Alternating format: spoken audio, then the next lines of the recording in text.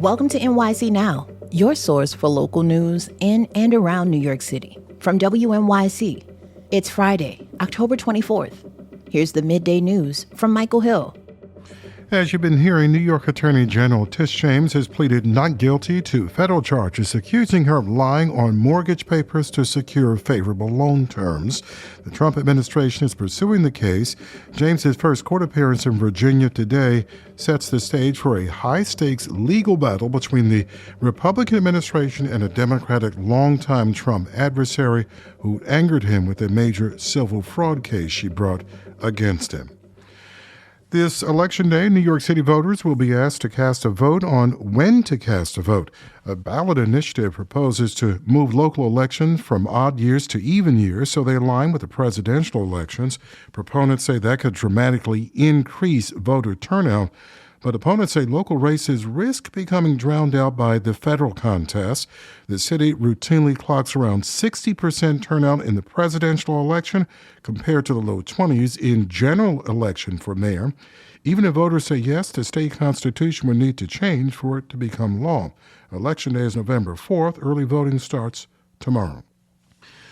Leaf peepers are in luck. Metro North says it's adding service so riders can go see fall foliage north of New York City. The additional trains will run round trip this and next weekend. A morning train will depart Grand Central at 11:30 and arrive at Beacon shortly after 1 in the afternoon, and with a return departure that's at 7 p.m. And that evening train will leave Beacon shortly before 7 and arrive at Grand Central at 8:30. 56 with sunshine right now, sunny today, and 59 for a high with light wind. Mostly clear and chilly tonight, down to in the mid-40s.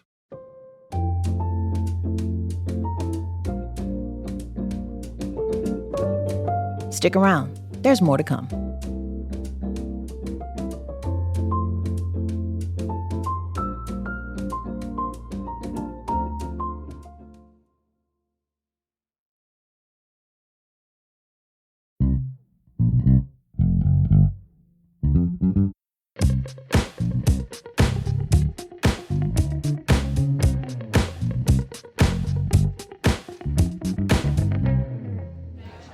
When Dominique Manning gets her photo taken, she likes to review the results immediately.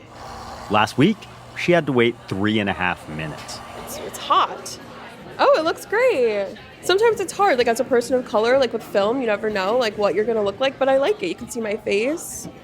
I look cute. I love it.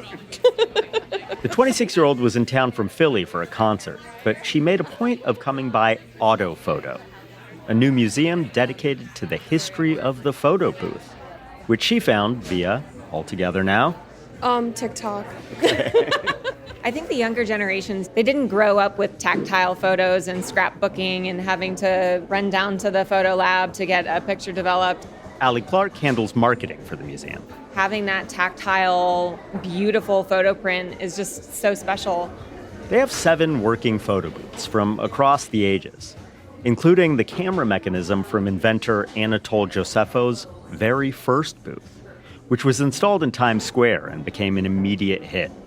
Clark says it was the first time people could sit in front of a camera and be themselves. When you step into a photo booth, you can close the curtain, you can be silly, you can kiss your sweetheart. It's just a magical moment. Which is kind of like the selfie in itself, you know, the original selfie is the photo booth. Bree Conley-Saxon created Auto Photo, which is named after an early photo booth manufacturer that went under in the digital age. She's a former wedding photographer who found an old booth in a thrift store in Alabama and became obsessed.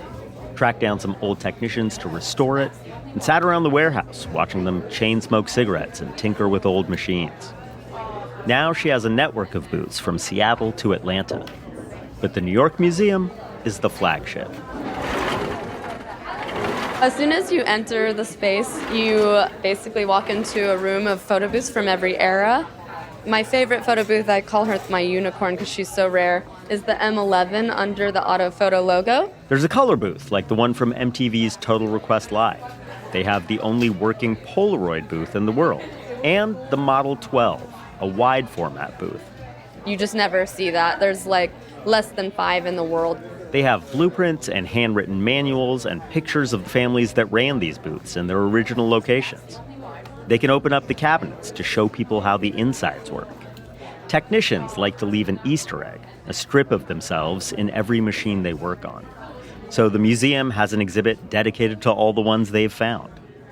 When the inventor's granddaughter saw the space, she gifted them a photo strip of Josefo with his dog. It's a 100-year-old strip, and we all bawled our eyes out. We cried so hard. We all cried when we saw it. It was so beautiful. Conley Saxon said the medium almost died in recent years because of, believe it or not, the war in Ukraine. So the paper used in the analog photo booths is a direct positive paper. So there's no negative, and there's not a lot of that type of paper that exists out there. And for decades, we were getting it from Russia. Well, when the Russian war started and we were cut off from the paper, a lot of us thought that was it for analog. Technicians began lobbying Kodak and Ilford and other companies to make new paper that fit their needs. With photo booths trending on social media, one company finally obliged. Coincidentally, a booth 1 block away from Autophoto, called Old Friend, has even longer lines. It went viral last year. Ethan Eben and Issa Nasri actually thought they were visiting Old Friend. But they're happy with their pictures here. I love these. I love them. Yeah. I always thought I looked weird in photo booth pictures, but this one I'm happy with. Yeah. You look beautiful, though. I love you. Yeah, I love you too. The founders say they've had a broad range of visitors, though the median age on my visit was definitely early 20s. Kids who didn't grow up with photo booths, but wish that they had, and want to grow old with them too. Ryan Kailath, WNYC News.